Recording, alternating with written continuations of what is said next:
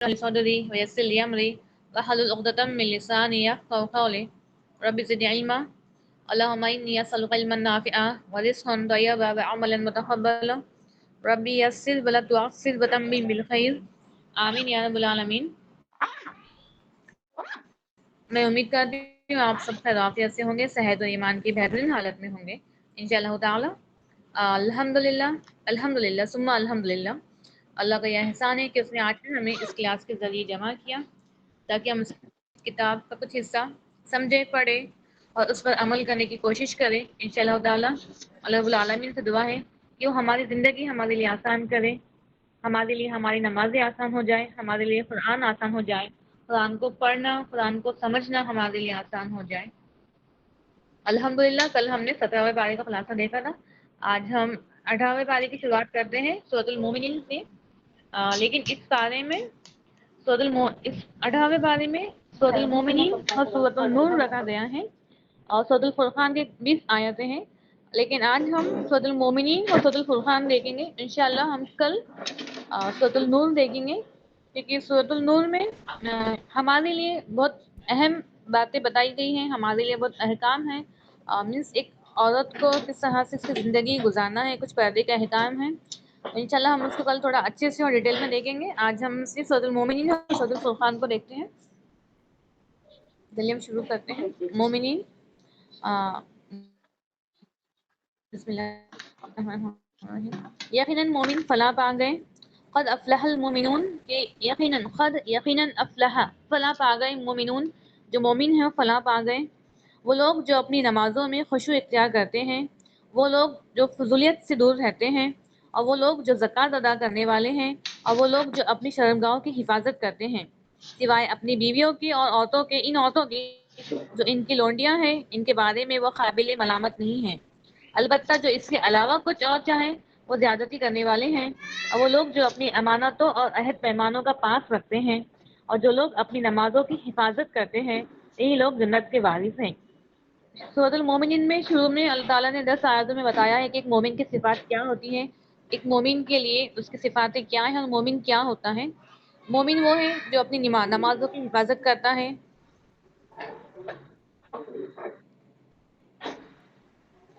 وہ لوگ جو اپنی نمازوں میں خشوع اختیار کرتے ہیں، جو مومن ہے اس کی نمازوں میں خشوع ہوتی ہے، ٹھیک ہے۔ تو ہمیں بھی کوشش کرنا ہے، اللہ رب العالمین سے دعا کرنا ہے کہ سب سے پہلے ہمارے لیے ہماری نمازیں ہم پر آسان ہو جائے، کہ ہم نمازوں کو ایک فارملٹی کے طور پہ یا ایک بوجھ یا ایک برڈن، یہ بس ایک فرض ہے، ادا کرنا ہے، ہم اس طرح سے نہ کریں۔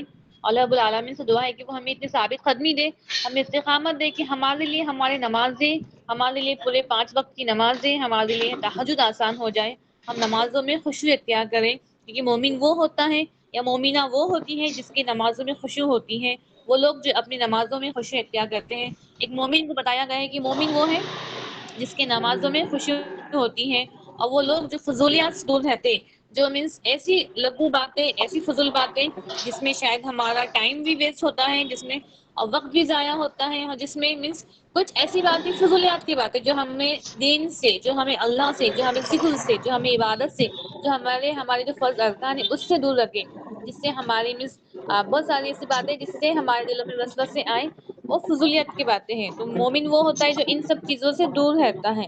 ہم دیکھتے ہیں کہ آج کل ہمارے جو نوجوان بچے ہیں، نوجوان بچیاں ہیں، بیٹے ہیں، بیٹیاں ہیں، ہم دیکھتے ہیں کہ ایک ہیوج ایسا مینس ہمیں لگتا ہے اتنا بلک آف اماؤنٹ ہمیں دکھے گا نوجوانوں کا، جو خود کا جو ٹائم کیا کرتے ہیں ویسٹ کرتے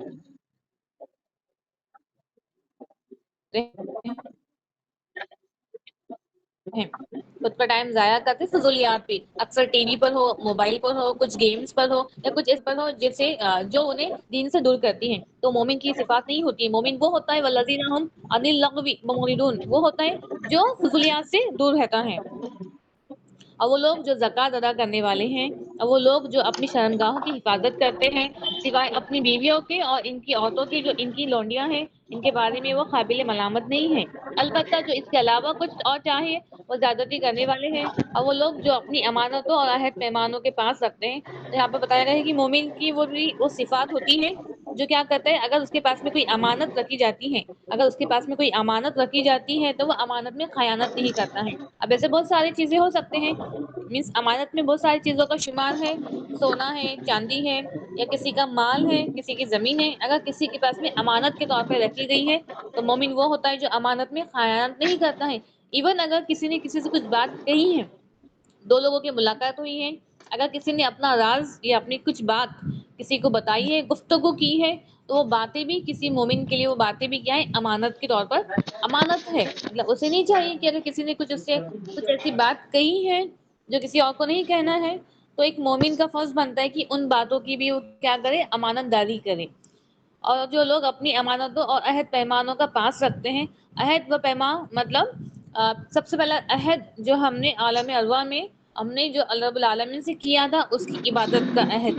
ہم سب نے عالم ارواح میں ہم سب نے کیا کیا تھا، اللہ تعالیٰ سے ایک عہد کیا تھا، ہم نے عہد کیا تھا اس کی عبادت کا.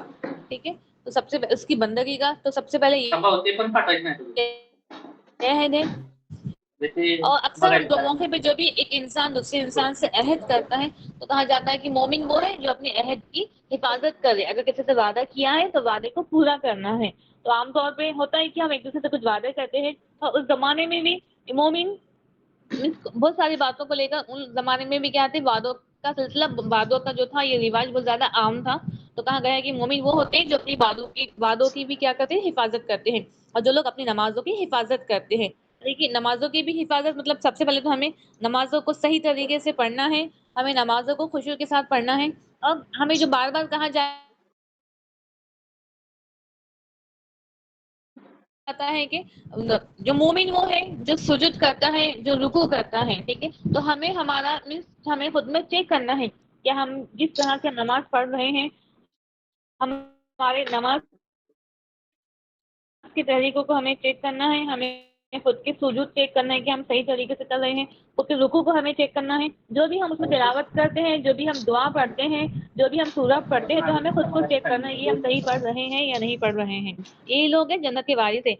10 صفاتیں بتا کر بتایا گیا ہے کہ یہی لوگ ہیں جو جنت کے وارث ہیں اور اس میں ہمیشہ رہیں گے. جنت ہے، دیکھیے ہمارے لیے خوشخبری ہے. انشاءاللہ تعالیٰ اللہ رب العالمین سے دعا ہے کہ وہ مومنوں کو یہ 10 صفاتیں حاصل کرنے والے بنائیں جن 10 صفاتوں کا اللہ رب العالمین نے شروع میں ذکر کیا ہے. اور کہا گیا ہے کہ الذین یرثون الفردوس، یہی ہے جو جنت کے وارث ہے. ہم فیہا خالدون، اور جنت بھی ایسی ہے جو ہمیشہ ہمیشہ کی ہے.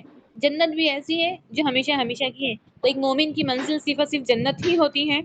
ایک مومن کی منزل صرف جنت ہے، اور جنت بھی وہ جو ہمیشہ ہمیشہ کی ہے اور اس میں ہمیشہ رہیں گے. اور یقیناً ہم نے انسان کو مٹی کے جوہر سے پیدا کیا ہے.